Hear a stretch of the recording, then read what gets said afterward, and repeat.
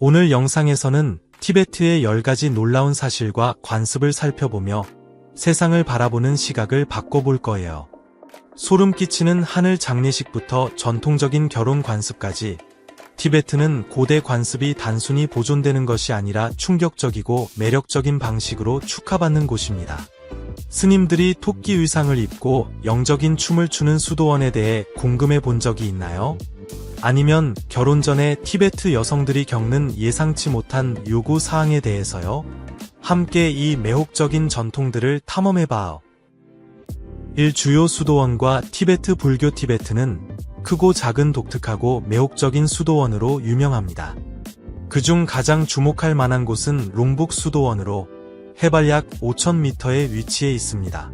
이는 롱북이 지구에서 가장 높은 종교 건축물이라는 것을 의미하죠.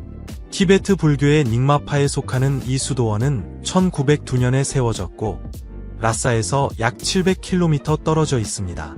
문화 대혁명 동안 파괴되었지만 1980년대 후반과 90년대 초반에 세심하게 복원되어 예전의 영광을 되찾았습니다.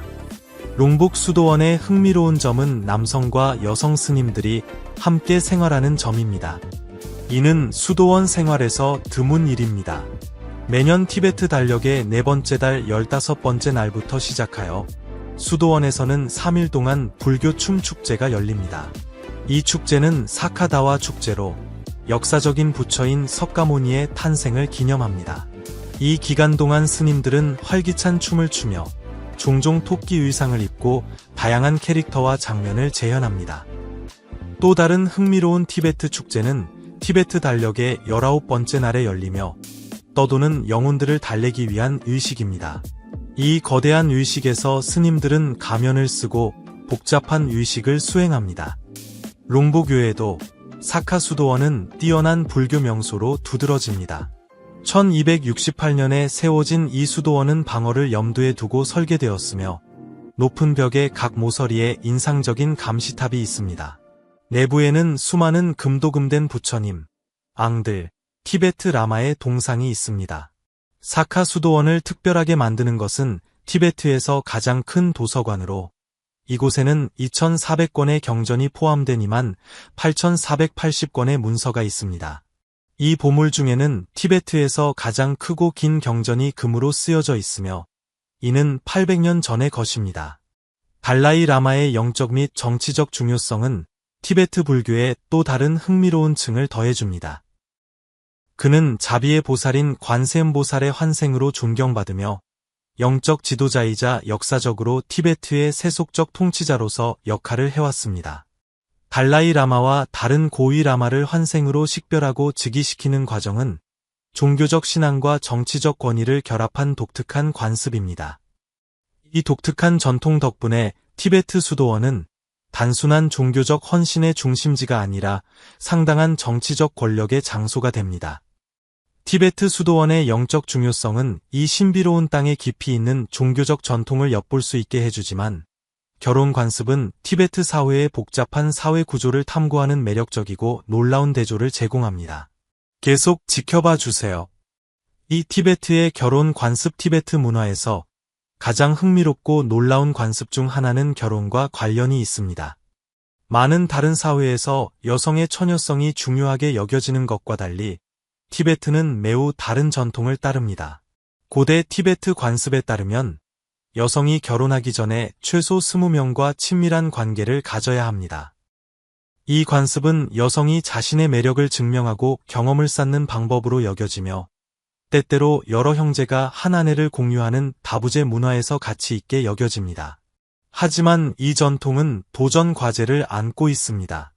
티베트의 많은 남성들이 어린 나이에 결혼하기 때문에 여성이 이 관습에 참여할 20명을 찾는 것이 어려워집니다.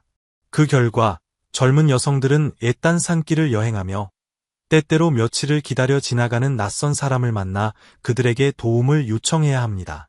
이 남성들은 또한 작은 기념품을 주어야 하며 여성들은 나중에 이를 마을 원로들에게 결혼 자격 증명으로 제시합니다.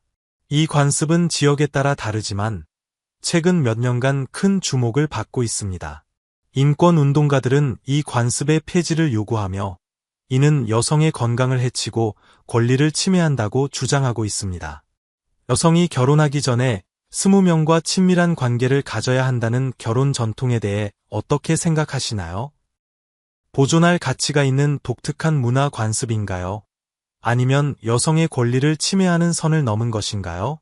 아래 댓글로 여러분의 생각을 공유해 주세요. 3. 하늘 장례식. 티베트의 외진 험준한 지역에서 산들이 솟아오르고 지형이 험난한 곳, 비행기들은 연료가 얼어붙는 위험을 피하기 위해 고도를 낮출 수 없습니다. 하지만 아마도 티베트에서 가장 놀랍고 섬뜩한 관습 중 하나는 하늘 장례식입니다. 이 고대 의식은 고인의 시신을 산꼭대기로 가져가 자연스럽게 부패하도록 하거나 독수리에게 먹히도록 하는 것입니다.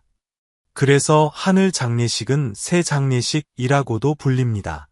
하늘 장례식은 부유한 사람이나 엘리트만을 위한 것이 아니라 모든 계층의 사람들이 지키는 가장 일반적인 장례 관습입니다.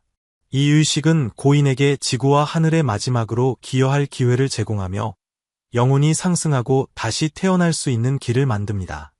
그러나 하늘 장례식을 목격하는 것은 외부인에게 깊이 불안한 경험이 될 수 있습니다. 티베트의 라룽 계곡에서는 독수리들이 불길하게 맴돌며 시신에 내려앉을 준비를 합니다.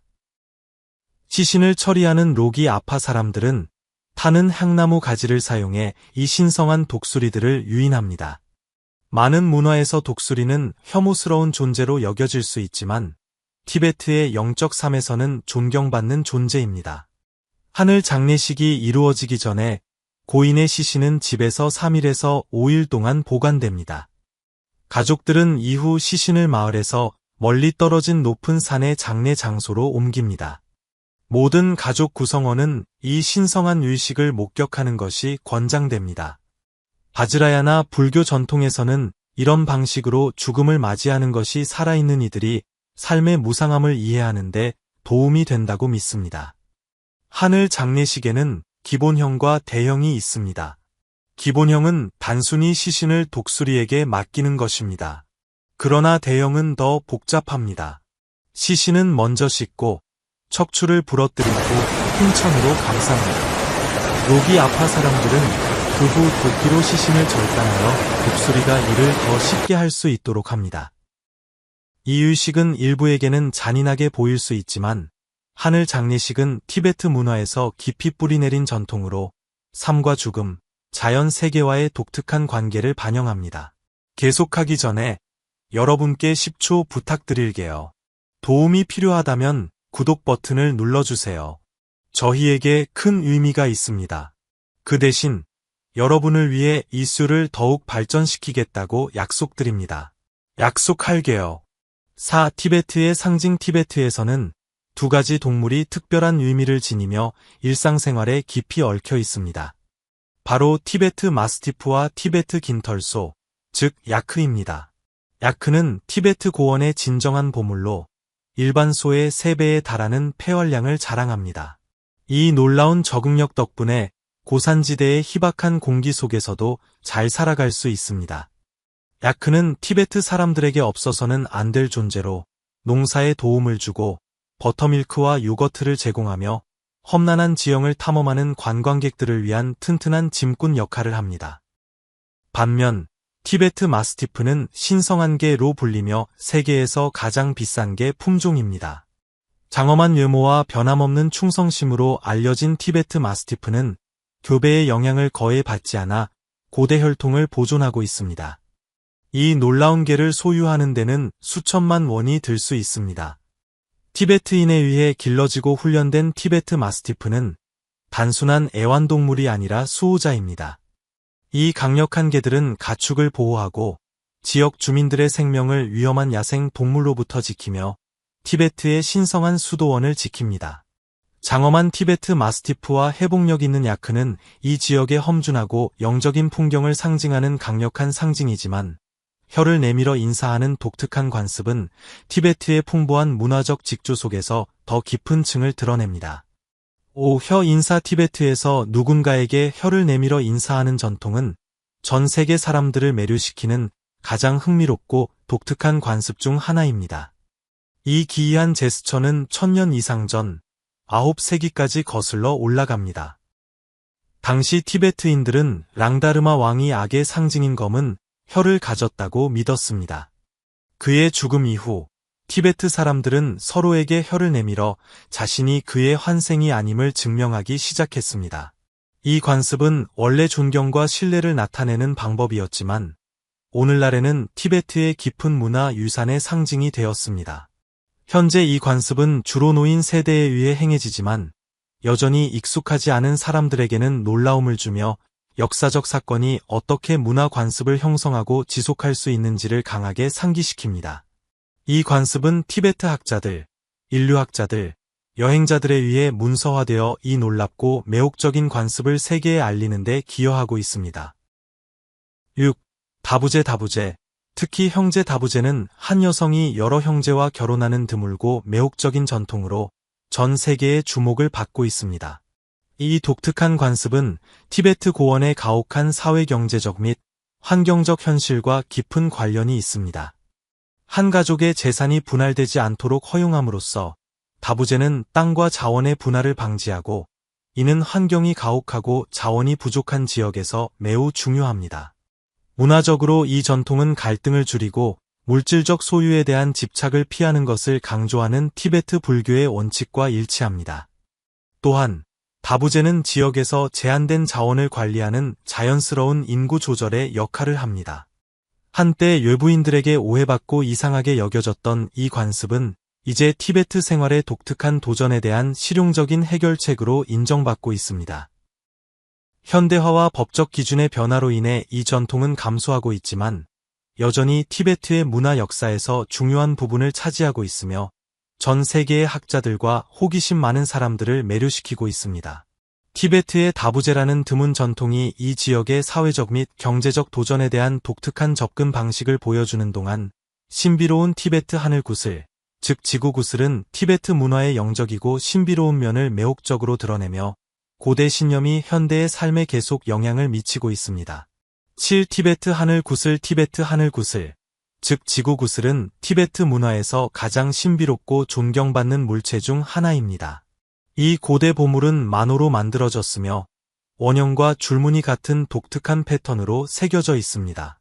이들은 신비로운 속성을 지닌 것으로 여겨지며 종종 강력한 부적으로 간주되어 행운을 가져오고 악으로부터 보호한다고 합니다. 지구 구슬의 기원은 신비에 쌓여 있습니다.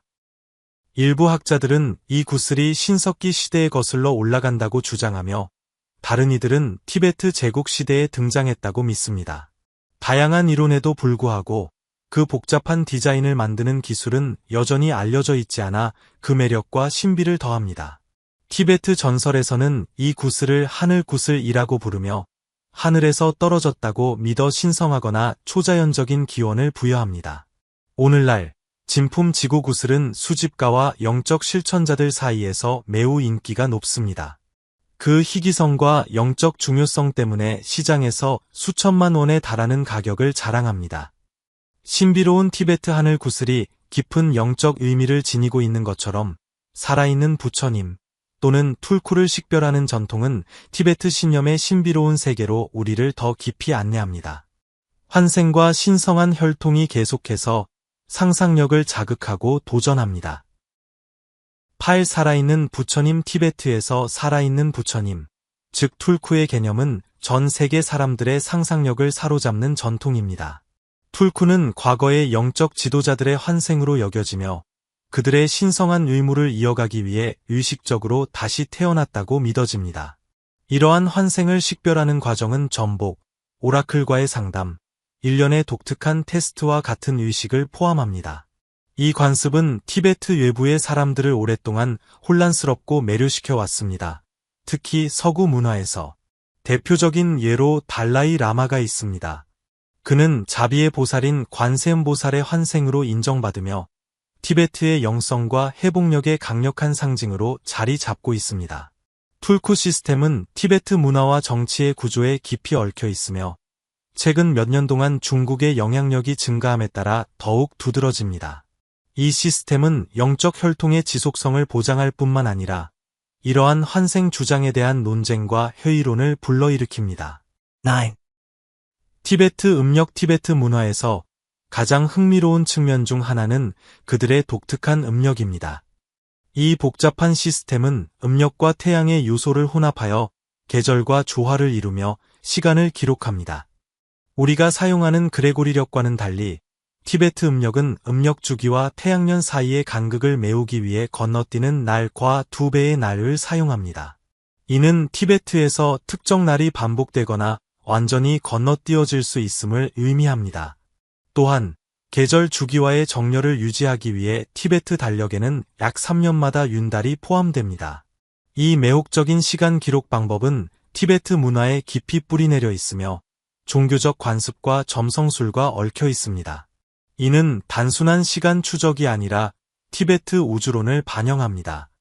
이 복잡한 시스템에 주목할 만한 결과 중 하나는 티베트의 새해인 로사르가 종종 중국의 새해와 다른 날짜에 해당한다는 점입니다. 티베트인들이 이러한 주기를 균형 있게 조절하는 독특한 방식은 영적 요소를 통합하면서 전 세계 사람들을 매료시키고 있습니다. 복잡하고 신비로운 티베트 음력이 삶과 영적 사건의 리듬을 지배하는 동안 신체적으로 힘든 저라는 관습은 헌신을 한층 더 발전시켜 티베트인이 영적 순수성과 깨달음을 추구하기 위해 가는 길을 깊고 경이롭게 보여줍니다. 10저라는 관습 티베트에서 가장 매혹적이고 신체적으로 힘든 영적 의식 중 하나는 저라는 관습입니다. 이 고대 전통은 강렬한 신체적 노력과 깊은 영적 의미의 조화로 인해 전 세계의 주목을 받고 있습니다.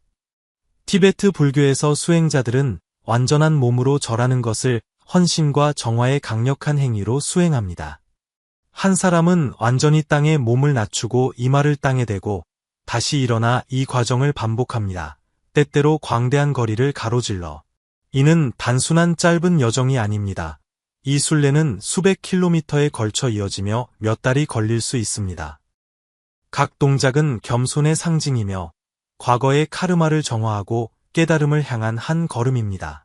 외부인에게는 이 관습이 극단적이거나 심지어 혼란스럽게 보일 수 있지만 이는 티베트 문화에서 깊이 존경받는 부분입니다.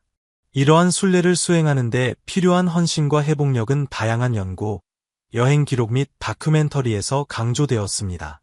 예를 들어 내셔널 지오그래픽의 티베트, 신앙의 힘은 이 특별한 전통을 지탱하는 깊은 헌신을 보여줍니다. 결론 오늘 영상이 마음에 드셨다면 좋아요를 눌러주시고 저희 채널 글로브고를 구독하는 것을 잊지 마세요. 여러분의 지원은 저희에게 큰 의미가 있습니다. 지금 화면에 나타나는 영상을 클릭해보세요. 분명히 여러분이 좋아할 콘텐츠입니다. 다음에 저희 채널에서 다루었으면 하는 나라에 대한 댓글도 남겨주세요. 시청해주셔서 정말 감사하며 다음 영상에서 뵙겠습니다.